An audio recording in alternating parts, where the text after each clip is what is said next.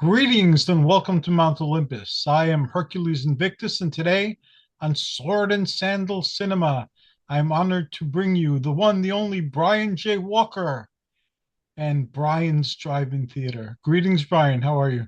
I am well tonight, Hercules. How are you doing? I'm doing fantastic, and I can't wait to hear your presentation tonight. Well, you know what? When it comes to sword and sandal cinema, we have talked about protagonists, to death. Really, we've even talked about some of the male co-stars. But something that I've wanted to do for a long time, we've never really done before, is to talk about the women of Pep.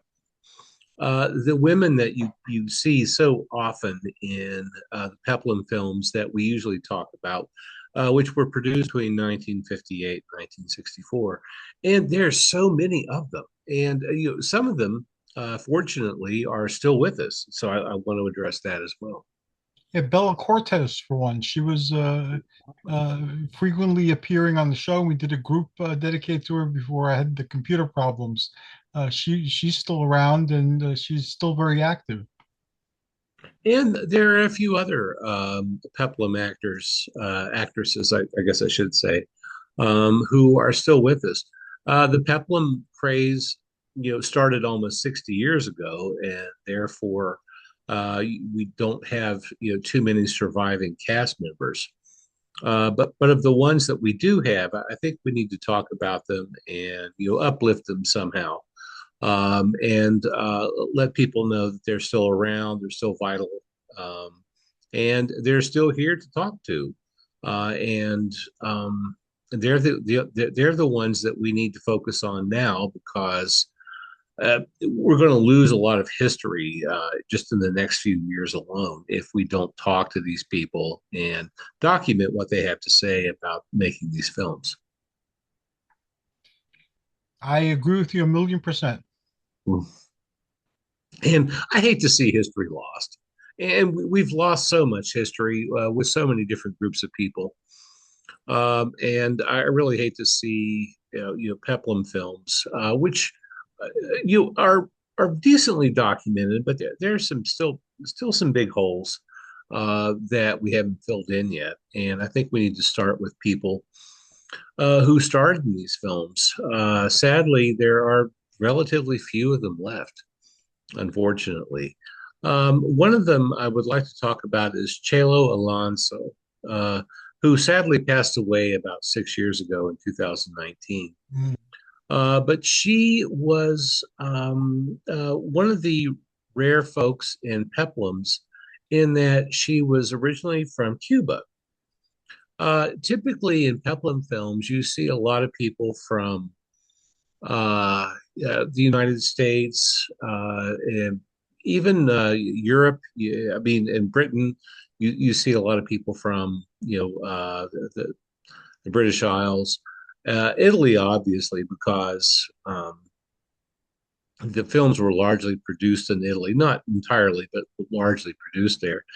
But when you think about Italian films, you don't necessarily think about Italian actors so much because it, Italy is sort of a melting pot in terms of film production, and you have people from all over the globe in Italian productions, which I think makes these films really interesting if you think about it, in terms of you watching them and understanding why they were so frequently dubbed. And they were so frequently dubbed for a couple of reasons. One, Cinecittà was the studio itself was near the airport in Rome, so you did have a lot of planes flying in and out. But you also had actors speaking any number of different languages, which would have been really difficult to have dubbed you just into Italian and such. So you do see most Italian films, at least during the era that we typically talk about, are dubbed, and they were dubbed into numerous languages, probably 15, 20 different languages. But these made them international hits as well. And as such, the cast members were also of an international nature.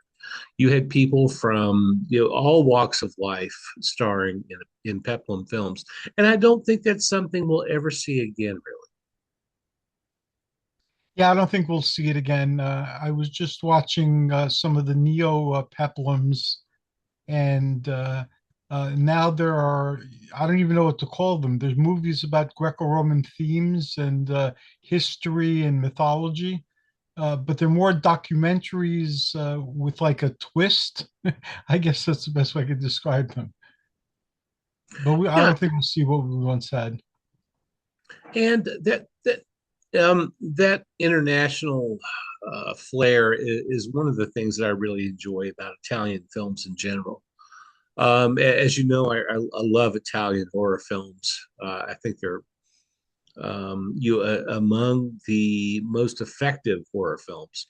And there again, in Italian films, no matter what the genre is, and indeed this happens with horror as well, you get people. It's a huge cross section of people from all walks of life, from different cultures, different nations, and such. And that's the same thing that you see in the women of Peplum as well.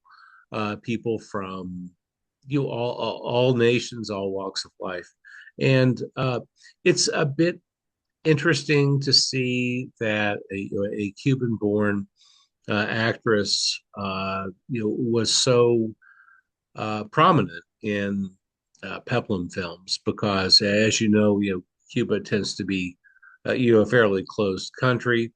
When Cuba started to shut its borders down and such, Chelo Alonso would have been about 24, 25 years old.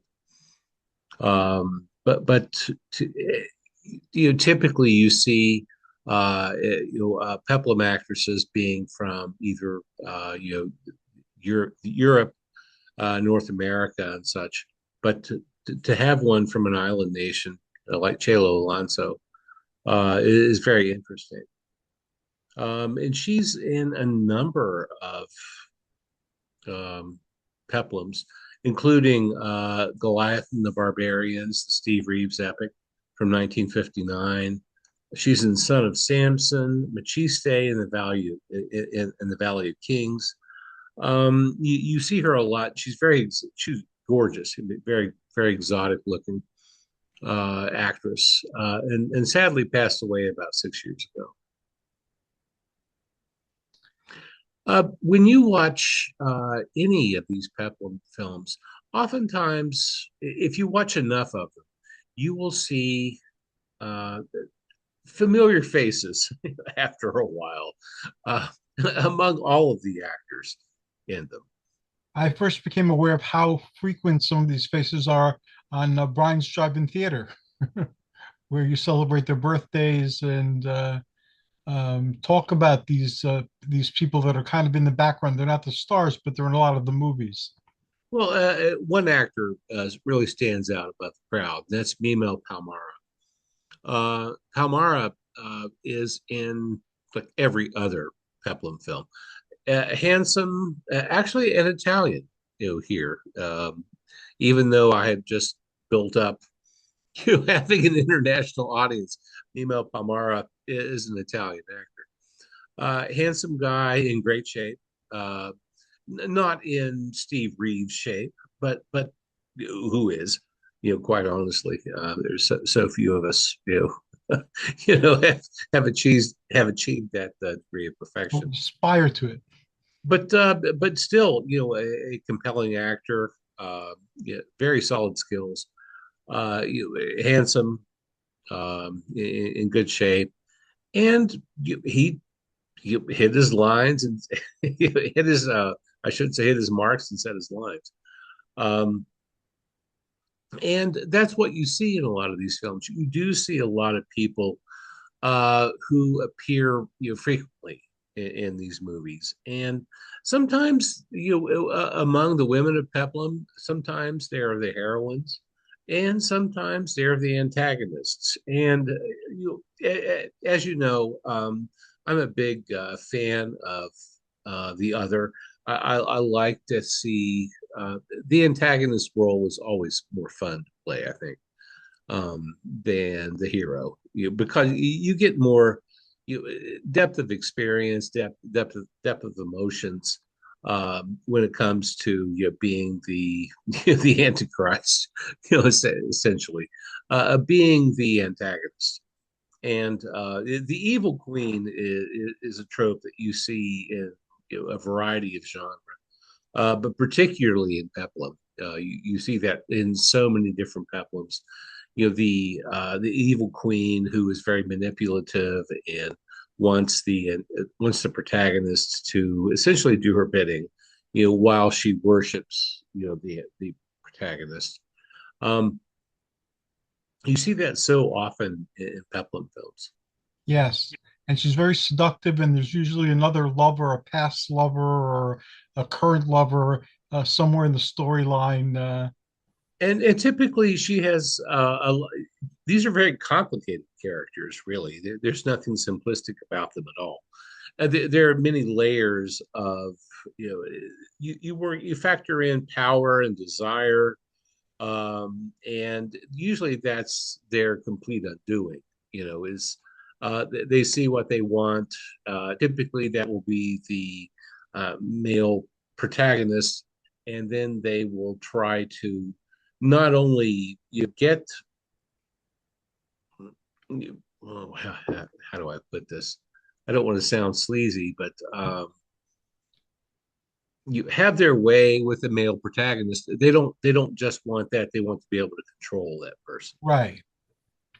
I remember And one movie, I think it's Hercules against Conquers Atlantis, where he spills the cup and pretends to be under the influence of whatever potion she was giving him, and that's something that was repeated in several other Peplum movies as well.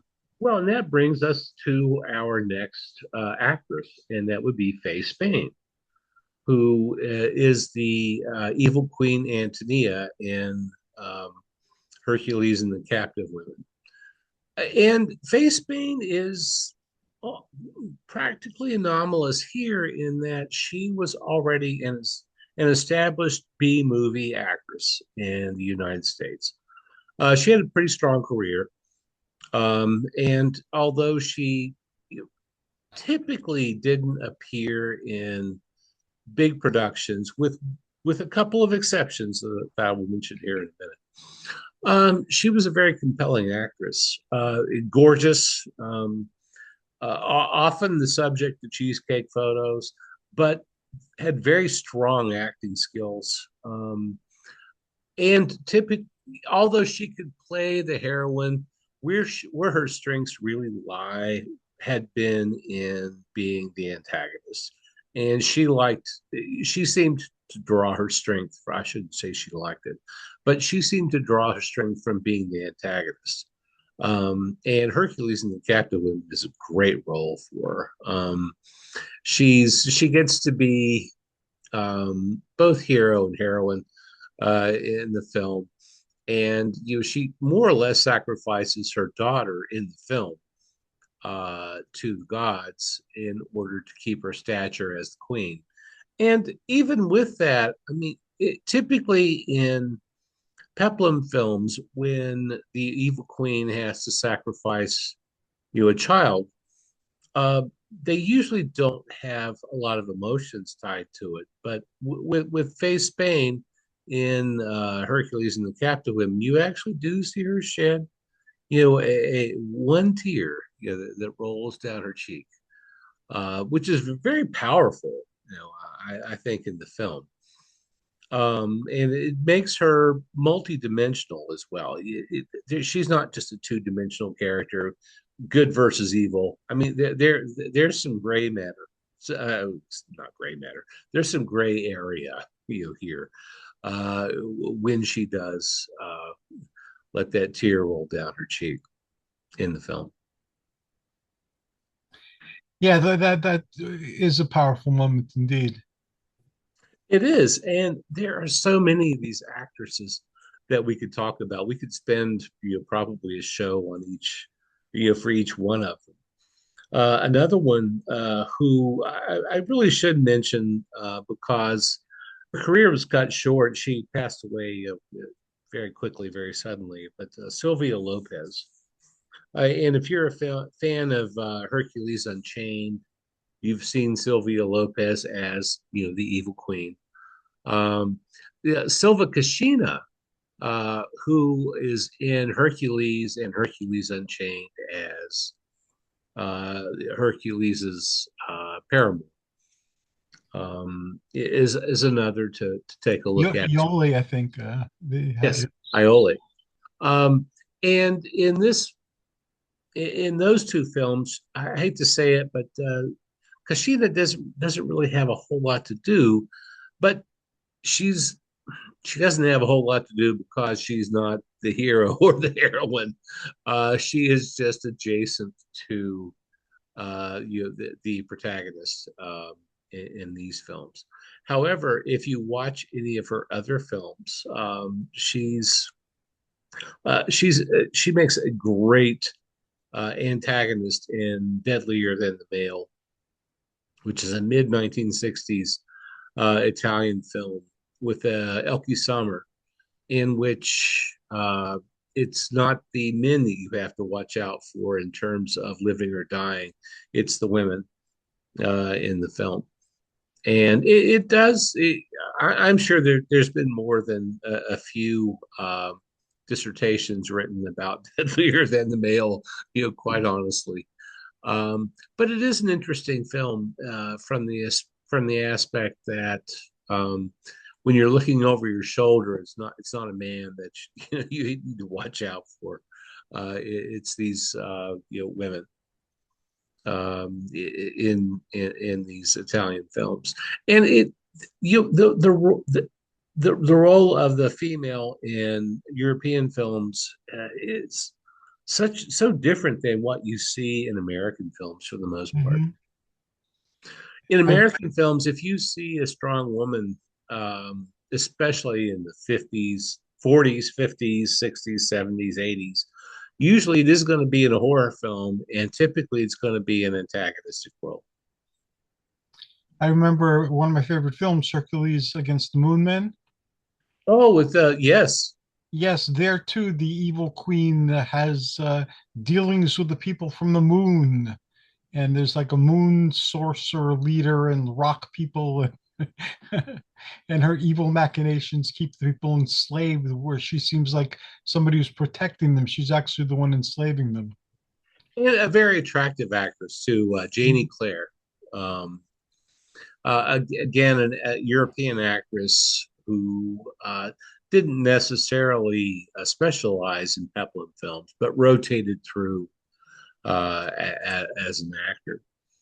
Uh, Moira Orfei is in a number of Peplum films, and she's actually one of the actresses who is indeed Italian. Um, you always have to point things like that out. Now, she came from a fairly well-known family. The Orfei family owned a circus, and a very well-known circus that traveled, throughout Europe. I think they also did some appearances in Asia as well, primarily. And like I said, very well known in Europe. And the Moira Orfei actually had a lot to do with the family-owned circus. But you also saw her in a lot of Peplum films as well. You could see her in The Slave with Steve Reeves, Ursus in the Valley of Lions, that would be with Ed Fury, Hercules, Samson, and Ulysses. Love that movie.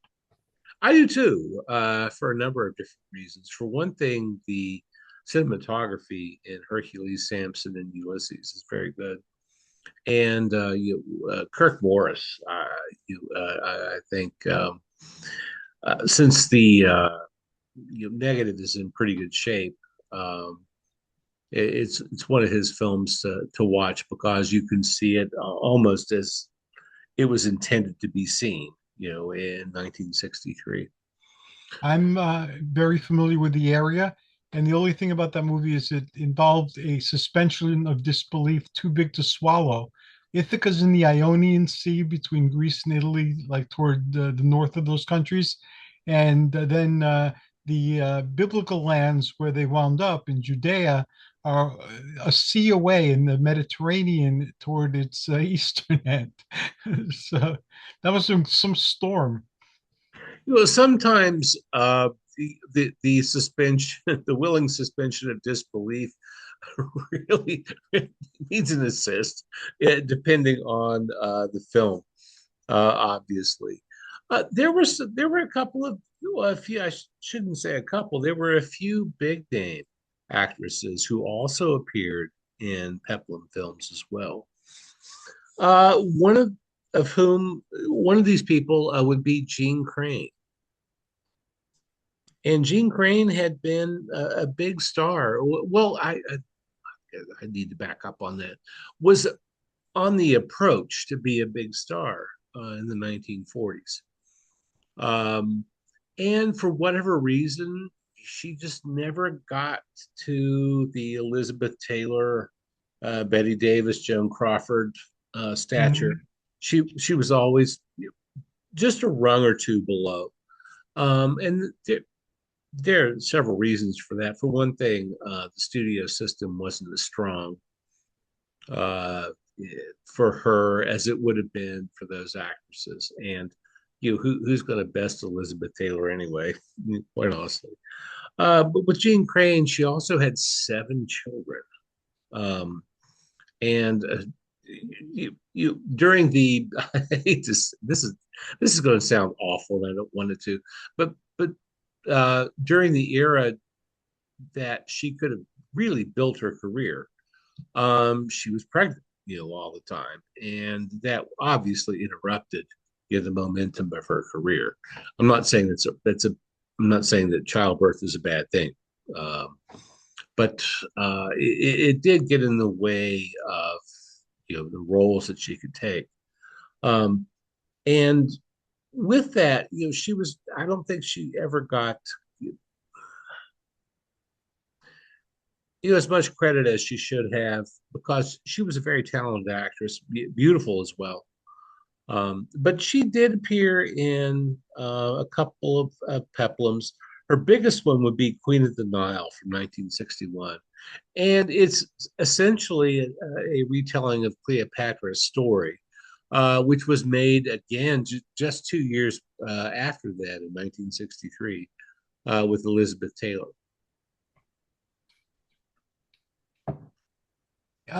These days, and what I've seen done in the past as well, is either uh, women who are pregnant either take on roles where the character's pregnant, or they disguise it somehow through the shots that they take and the positions that. Yeah, what they used to do in soap operas, where you were just shot. If you were pregnant, you were just shot from the sort of ear up, or you were posed behind something large.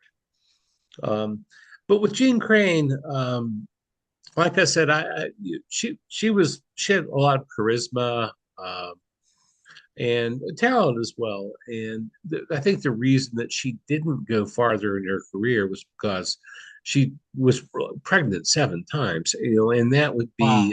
major interruption during the career of an actress. As you know, with most actresses, no matter how talented they are, their careers after 40 are just not um, what you would see among males.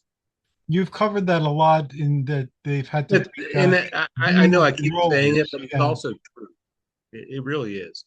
And that's not to say that it's that easy on males as well.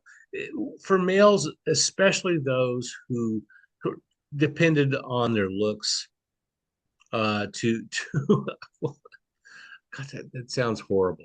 But I'm going to go ahead. I'm going to go with it. For male actors who depended on looks or their physiques, after 40, it got hard for them too. in terms of booking, parts and such. And for women, I think it was doubly so. Um, and I mean, I think that's changed somewhat, but that is still somewhat true. Um, some of my favorite actresses, fortunately, the ones who are still working, are still working. But so many others, they fall by the wayside because they're just not young anymore. And I think that's a shame. It's terrible. If you see something in someone's performance that intrigues you, if you see something that you want to see again, I don't think age should necessarily stop all of that, but unfortunately, it does. Yeah, unfortunately, that's true. Ageism is a reality, regardless of what field Do you're you feel that in. you're just in everyday life as well? Because I do. I Part of me feels and I'm not even that old. I don't think I'm that old at this point. I'm 60 years old. But certain things will happen, and you just feel like you've just been shoved by the wayside. Mm. And I still feel like I have something to offer. Yeah, you do. You're still very active and you're still a productive member of Well, and society. you have all of this history and experience and knowledge, and experiential knowledge, on top of that. And I And think there's at least three coffee table books in you, at least. Uh, oh, more than that. yeah, good, I can good, good. And I'm looking forward to that show talk, you're developing too. That I'm talk really to my looking forward to that. students. Talk to my students. I can talk for hours about anything. Just give me a topic, I can go. I had the same reputation. I had like 50 topics. So if anybody needed a speaker, either on local cable or whatever, they'd call me. Can you talk about this for like half an hour, 45 minutes or an hour? Yeah, sure. No, Yeah, I can do it. Um, my I had a graduate assistant about 10 years ago who was a returning student to higher education. He's not much younger than I am. I'm 60. He's probably 55 or so. And this was 10, 15 years ago. We were in a new student orientation section devoted to international students, and we were trying to give them information about what it was like to live in the United States, but in a small, fairly rural area, because they were all expecting New York and Los Angeles, and they get to Podunk, which is the school that I work at. Um, and now the school that I work at had about 30,000 students at the time, but still. it's a And respectable we, number. well, and my graduate student's name was Brian, and which made things even more difficult. And spelled the same way as well. But we got into this new student orientation session with international students, and the coordinator looked at me and said, "We are an hour ahead of our presentation," meaning that they had an hour to kill. And her name was Courtney, and she said, no, Cindy actually. That's what her name was. And she said, "Can you go for an hour?" And I was like, "Of course." So an hour later, we were Brian and I wrapped up, and I we had no trouble doing it. Yeah, I wouldn't imagine you'd have. Oh God, no, no, I've known you I could for talk. more than a handful of years, and you're an encyclopedia of information. And we've talked about a wide variety of topics. So I don't doubt it at all. Anyway, there are other actresses who appeared in Peplums. Deborah Paget is another actress who was kind of on her way up. She was going to be a big star. And at the point where her career was at its zenith, the studio system died. And I think if the studio system had lasted another few years, she would have been a much bigger name. Today, I'm afraid that she's probably largely forgotten because she was so young when her career started, and she was actually young when it ended as well. Um, with Deborah Paget. Tina Louise was in a couple of um, Yes, two of them. Peplum films as well. And we all know her as Ginger Grant from Gilligan's Island. But what a lot of people don't know is that she had a significant career before and after um, Gilligan's Island. And there's a lot more to her than just being Ginger Grant. Um, Beautiful and still with us, by the way. She's 91 years old, but still looks fantastic. Lives in New York City. Works a lot with underprivileged children in the greater New York area. She has a daughter who's a filmmaker as well. Yeah, very interesting. My cousin Ron Carson, who should be on later tonight, Yes. he's a big fan of Tina Louise. Oh, huge fan. I mean, not only was she beautiful, but she was actually a really good actress, which a lot of people forget. She's in The Stepford Wives, which is one of my favorite movies, and she has a terrific role in The Stepford Wives.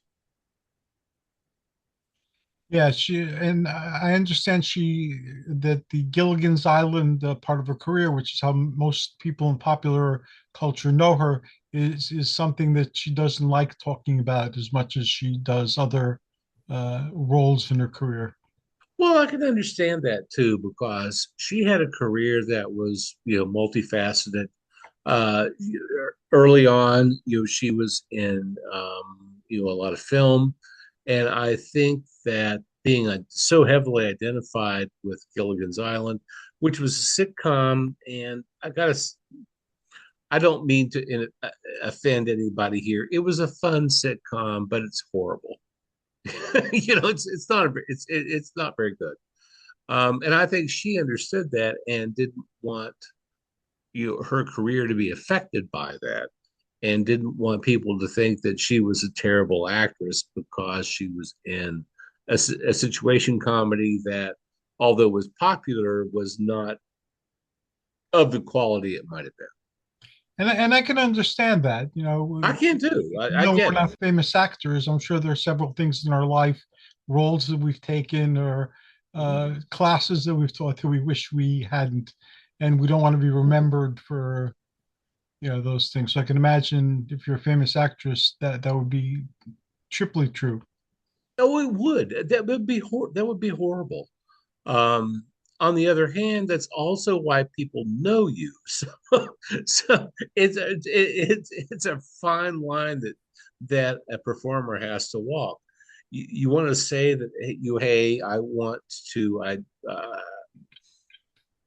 I want you to understand that yes, I did this role, but on the other hand, there's more to me than just this. Another actress to talk about beyond this is Helga Linné. And And Helga Linnell will have to be our last uh, actress for today. Although I definitely want this but trivia to be continued because but I tell you what though, there's a lot to talk about with her. So we can just finish up with Tina Louise in that she's 91 years old. She's still with us. Um, she's done a lot of different types of films in a variety of genre, um, and is a talented person. And I think should be recognized as such. you have brought up several times in wrapping up the fact that not many of these folks are still around and that No, they're we're not. losing a piece of history. We were fortunate to have Bella Cortez, Yes. uh, and I got to speak with Mark Forrest more than a handful of times. And I was trying to get him on the show, but he wasn't interested in being interviewed on the show at that particular point in time. Then he passed on, and Sergio Chiani or Alan Steele who is my one of my favorite Hercules actors. I got connected with him the week that he passed on. So that never happened. But how about if we make an effort to try to see who's still here and invite them to be on the show? Bella was an excellent guest, and she wound up also, I don't know if she wound up on your show, but she wound up on Nick Dyack and Michelle Brittany's show, certainly. And that's something we need to work on. Quite honestly, we need to document this history before it's just lost to the ages. So let us make that our mission. And For 2026, let's do this. uh, I'm on board. And thank you so very much. It's always a pleasure talking to you. And I learned a lot, and you gave me a lot to think about. And I can't wait for this particular thread to continue, as well as all the other threads that are dangling in need continuation. Happy Thanksgiving to you and your family. And I will speak with you very soon. Before you go, how can people contact you? Um, Please contact me through Facebook. Facebook's the only social media that I'm currently using. That may change in the near future. However, please look for, if you go into Facebook's search profile, look for Brian's Drive-In Theater or Brian J. Walker, and you should find me. Thank you so very much, and I'll talk to you very soon. Okay, thank you. Thank you, Hercules. Have a good evening. You too, be well. Thank you. And now we move onward to the second part of our show with Ron Carson, who will be speaking about the film The Old Testament. Greetings, Ron. How you doing? Yeah, Philadelphia. How are you doing? It's a soggy day in my neck of the woods, so the Coliseum has been moved indoors to watch this classic film, and we're still doing the same routine like we normally do when we're outdoors, but it's just pouring rain over here, so we didn't want our audience to get wet, sick huh? right before the holiday. You know what I mean? So, Yeah, here it's pretty wet also. I could hear the raindrops hitting the air conditioner. Otherwise, the curtains are drawn and the shades are down, so I can't see the rain, but I could hear it. I'm sure you can, and lucky that you stayed indoors today and sheltered yourself from this foul weather. Oh, I wasn't indoors. I was out of doors for a little while, but Oh, but it must have been before the rain yes, got it was bad. before the rain. Now, I haven't seen the movie The Old Testament since maybe grammar school, and I think I saw it. Yeah. Actually, I think I saw it once when I was in my 20s. So you're going to refresh my memory because I really don't. Well, we actually saw this film, believe it or not, at St. Spiridon when we were, always looking forward to seeing films. You know what I mean? Instead of being in class, I enjoyed going to the auditorium and watching some movies. You know what I mean? Whether they were of a Greek origin or whether they were of Peplum or Sword and Sandal, or sometimes comedies. I mean, really, it was just a nice break from being in the classroom. You know what I mean? My favorite thing they showed at St. Spiridon, again, this is parochial school, so it's the last time I've seen these movies, is Hercules Meets the Three Stooges. That was played at one point, and I fell in love with That that. was a great movie. Great movie. I mean, to actually have Steve Reeves mix it up with Mo, Larry, well, Curly passed away back then. Oh, it But was I think it was Samson Joe Burke, not Dorita. Reeves. It was Samson Burke. I'm sorry? He looked Samson Burke. He looked so like Steve. Oh, I thought it was Steve Reeves. Oh my God, thank you for educating me on this. Because I'll put it to you this way. He just looked so much like your idol. You know what I mean? You're a namesake. Yes, he does. They all did. There was a template. But, was there a woman named Connie Saison that actually co-starred in this movie or not? Which one? In Hercules Meets the Three Stooges. Oh, I don't remember. I remember the movie, but I don't remember the. Because Connie Saison is the, receptionist on Perry Mason, okay, with Raymond Burr and Barbara Hale. And she actually did a lot of Stooges shorts and movies before she actually did the role of Gertie, you know? I learned something new So, today. And yeah. Brian So was look talking out for. about the career of Tina Louise, and I learned about her Peplum movies through you. Her two. Oh, yeah. Well, she did two of them, if you remember. She did the Siege of Syracuse and the movie about Sappho, you know? Mhm. And, we showed those pictures in more ways than one. And Tina is still going strong, bless her heart. And she's about to turn 92 years old on February, you know. So it's nice to know that she actually can look back and say that she contributed to this genre, you know what I mean? In more ways than one. But look out for Connie Saison in Three Stooges shorts or movies because, I have that. I Perry have it Mason's handy, so pop it in. Barry Mason's receptionist did do some, films with the terrific trio. You know what I mean? So, but I'm just the bastion of useless information right now. Well, I'll tell you one thing for sure: the Old Testament is strictly about how the Old Testament was written. Matthew, Mark, Luke, and John were the four authors of this, book that's been with us since before Christ, actually. This is not focused on Jesus. It's focused on the life and times of the kingdom of Israel and beyond, And this is what the movie entails. Now, unfortunately, since we last heard from each other, I lost my script. You know what I mean? I had my script all taken care of. It's all right, whatever So you remember.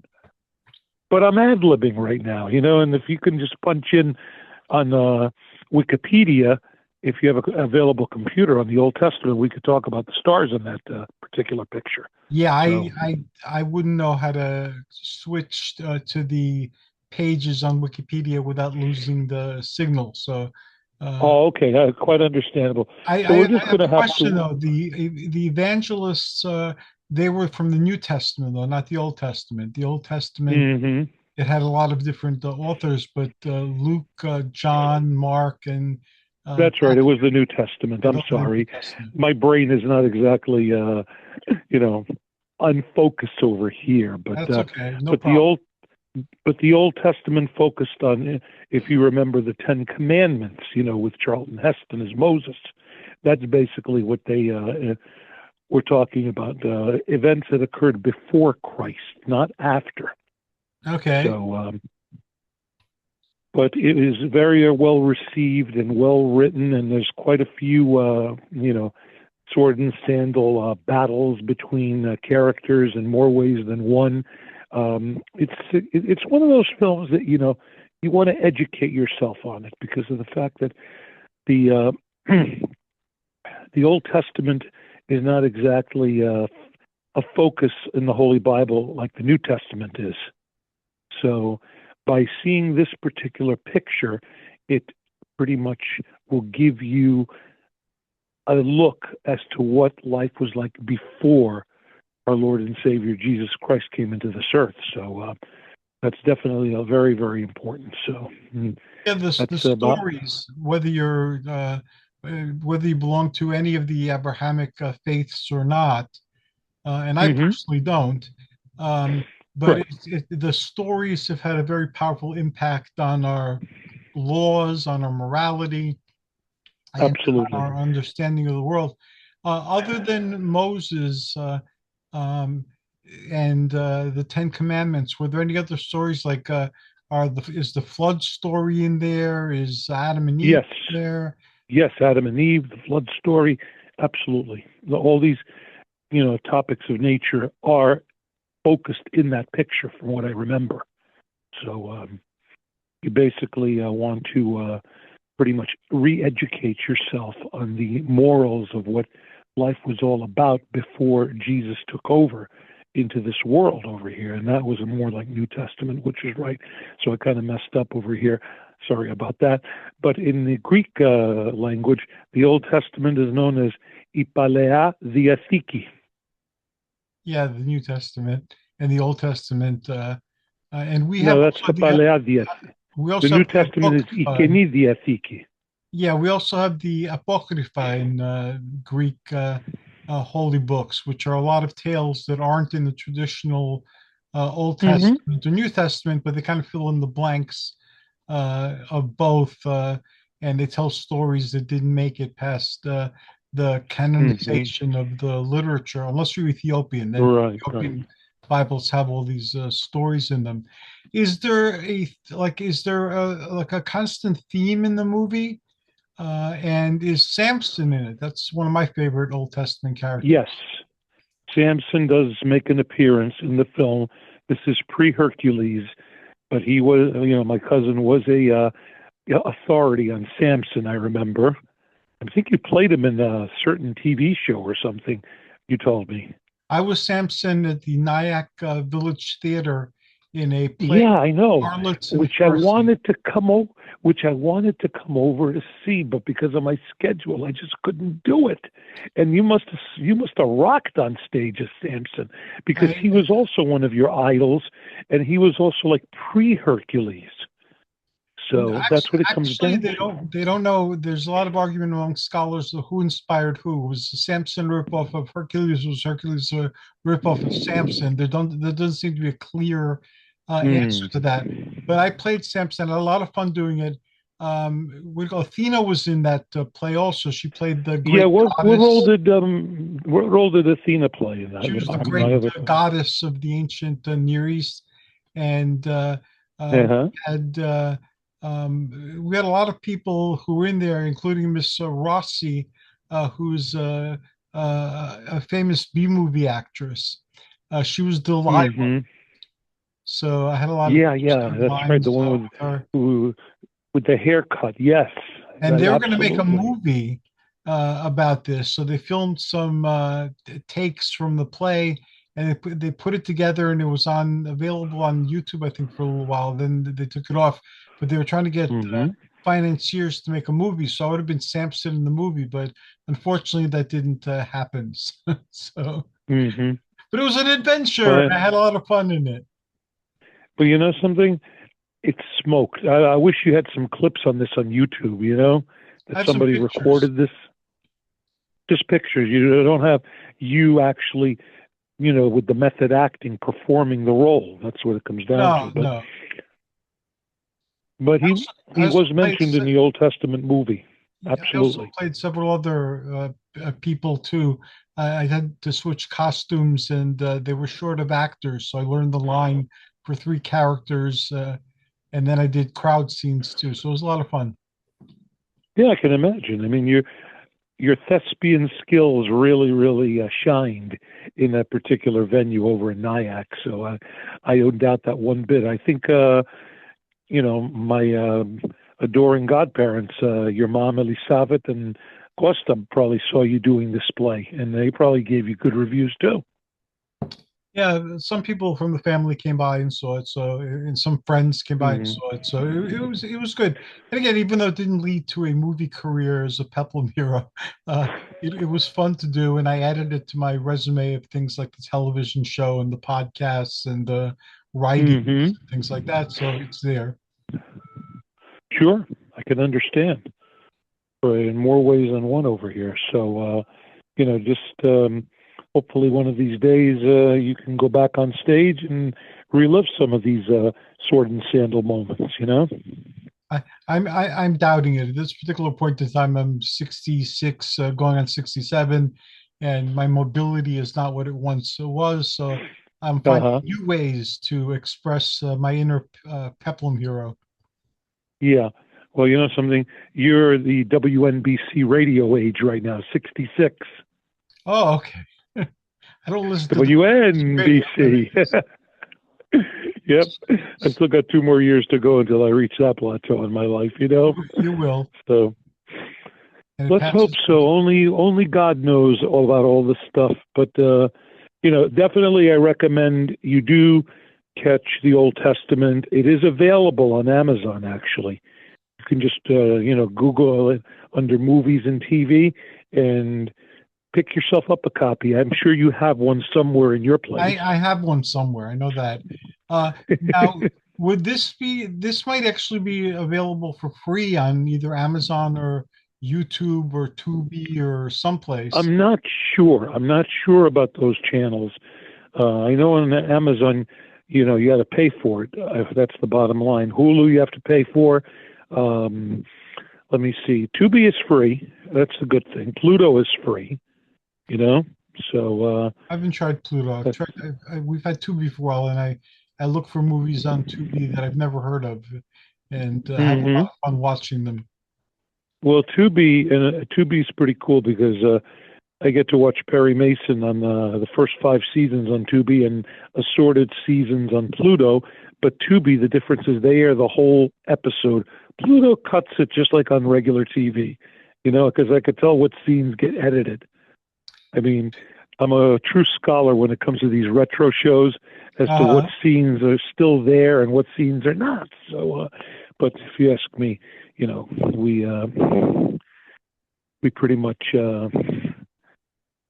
adore this type of television as well. I mean, I remember Perry Mason was one of the shows we used to watch on our console TVs together when we visited on Channel 11, if you remember.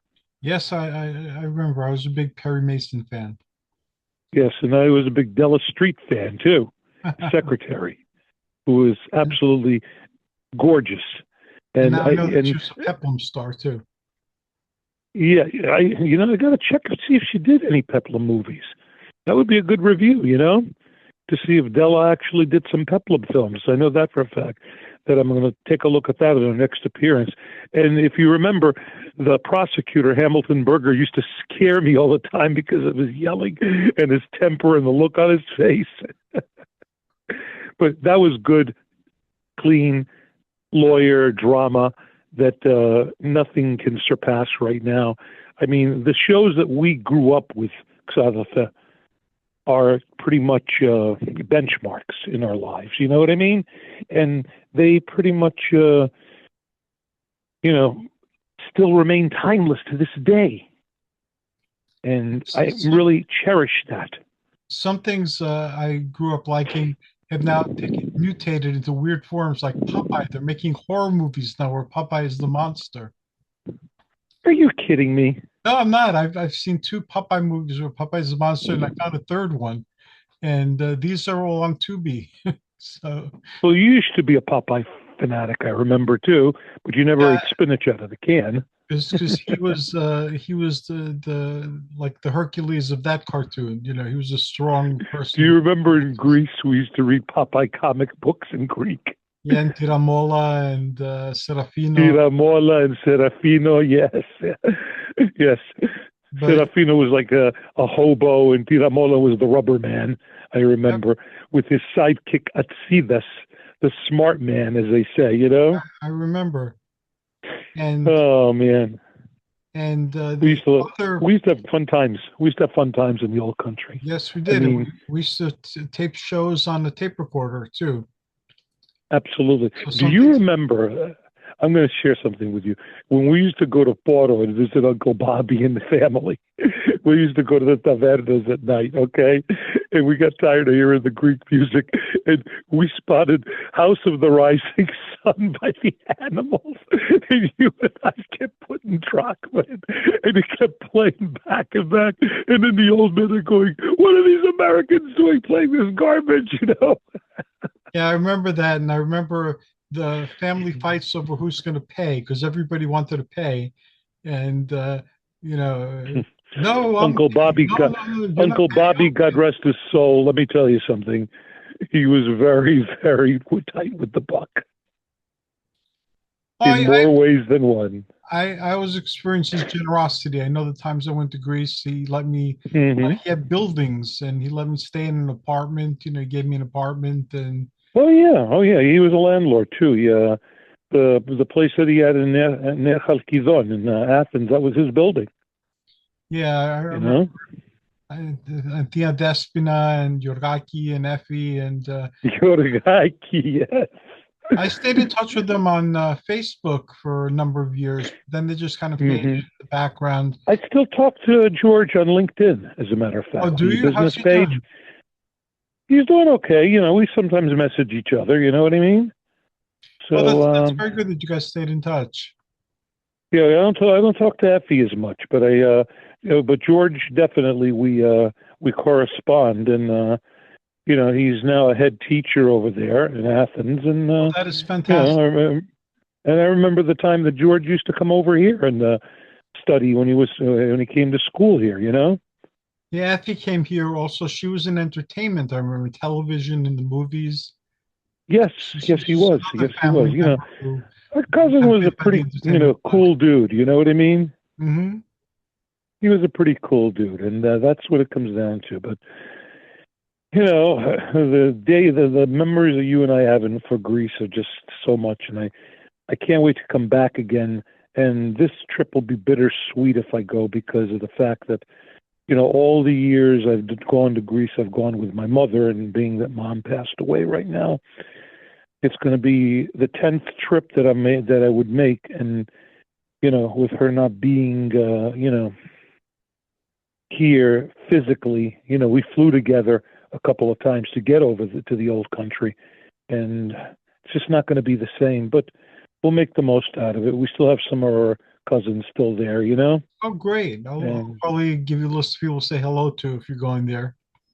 yeah, Marika and my cousin Dina are there, on a regular basis because Dina has the hotel, and that's probably going to be my home base when I go over there.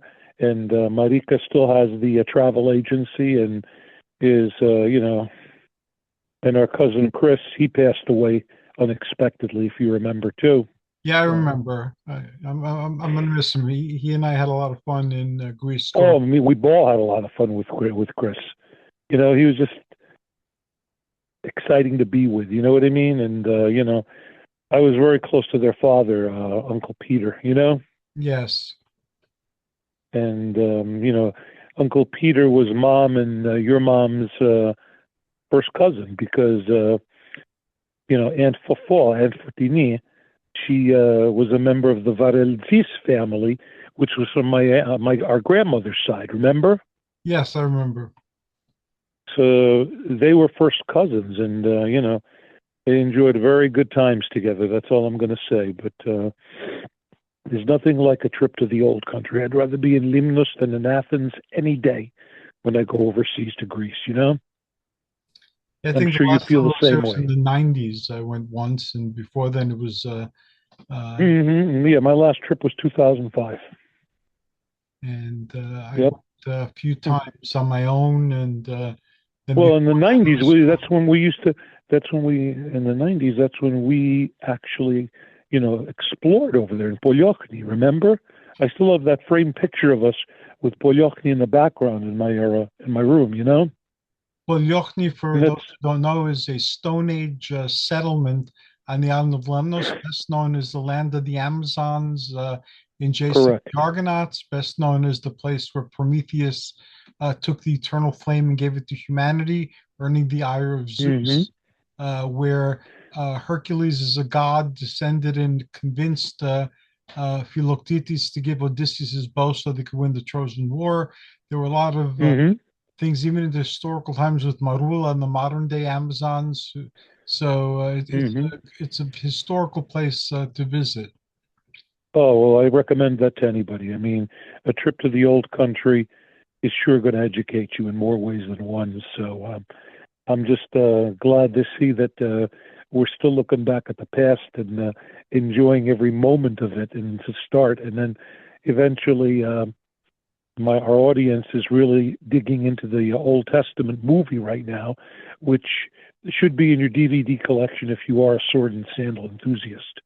So that's basically what is going on today at the Coliseum on a soggy day today. And So we've reached the end of our conversation on this yes, side day. How can people tap into the things that you've done? Because you've been in entertainment for very many years. And how can they get yes. in touch with you? Well, put it this way, my Facebook page is out of whack because of the fact that my phone number needs changing and they don't let me in.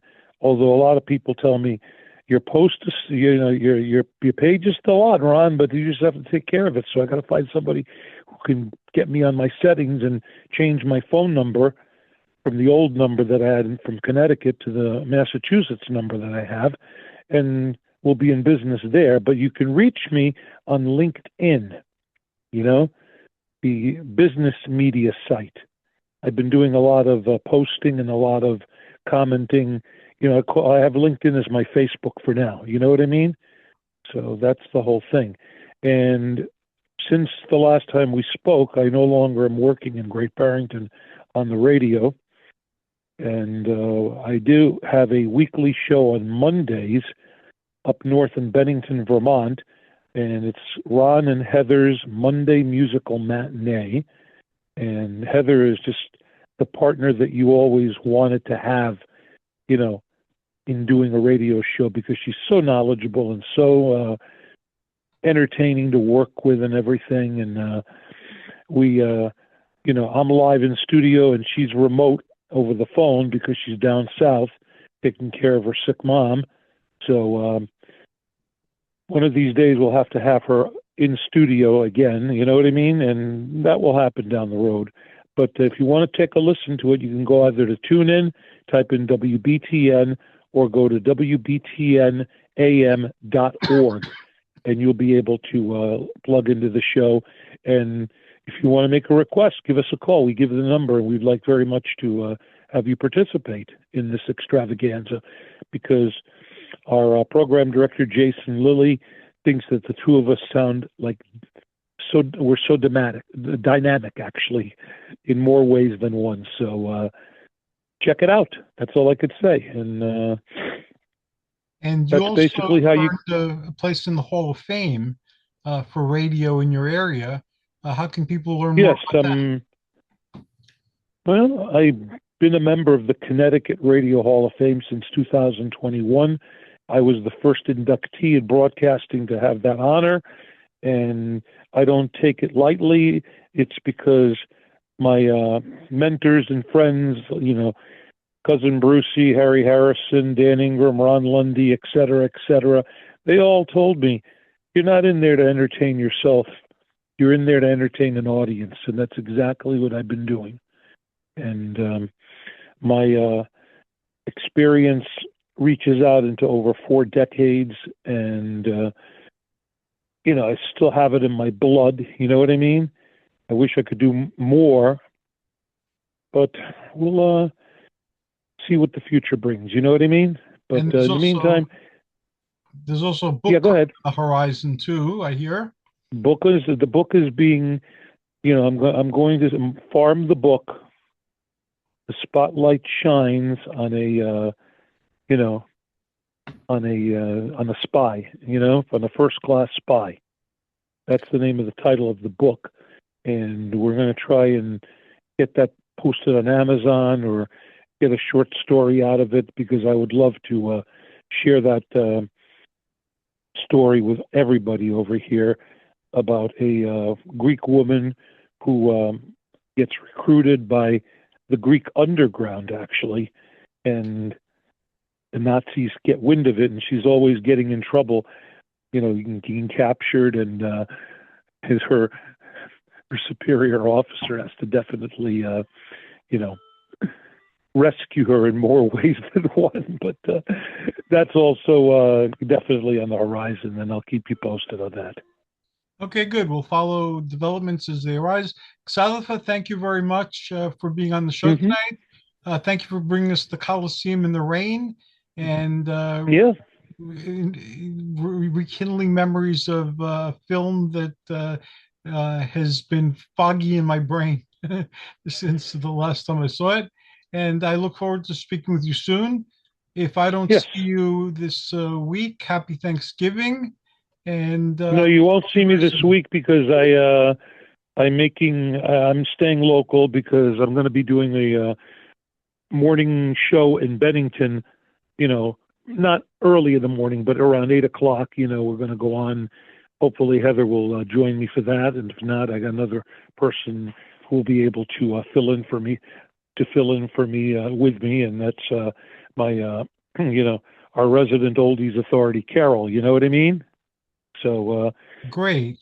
Well, either way, there's going to be somebody that's going to be co-hosting with me for 2 hours, and then after that, I'm going to neighboring North Adams, Massachusetts, to be with some friends.